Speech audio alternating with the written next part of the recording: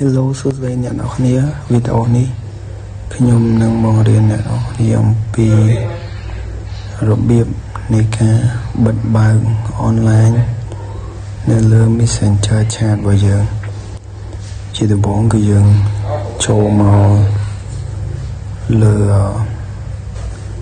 Facebook របស់យើងបន្ទាប់មកយើងចូលទៅលើ Message របស់យើងមកចូលទៅលើ Message បន្ទាប់ពីចូលលើ Message យើងឃើញ tray 3របស់យើងនៅខាងលើហ្នឹងគឺមាន tray 3បន្ទាប់មកនេះយើងចូលមកខាងលើយើងអស់មកមើលមកនេះនៅខាងលើគេពាក្យ active state on ហ្នឹងយើងចុចកន្លែងហ្នឹងយើងចុច off ចុច off មក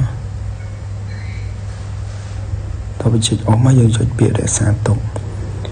ហើយតែយើងចេញមកខាងក្រៅតមកយើងចេញមកខាងក្រៅមកយើងមកមើលកន្លែង profile chat របស់យើងមួយមើលកន្លែង profile chat របស់យើងមួយនេះឃើញអត់គឺវាអត់មាន load ភ្លើងនឹងទៀតទេគឺវាអត់មាន load ភ្លើងទេហើយពេលយើងឃើញចឹងហើយគឺយើងពេលដែលយើងអត់ឃើញយើងចូលមកកន្លែង tray 3របស់យើងចុចមកពាក្យ preference នឹងតែមកបន្ទាប់មកយើងចុចកន្លែង off ហ្នឹងទៅជា on វិញយើងចង់ដឹងថាវា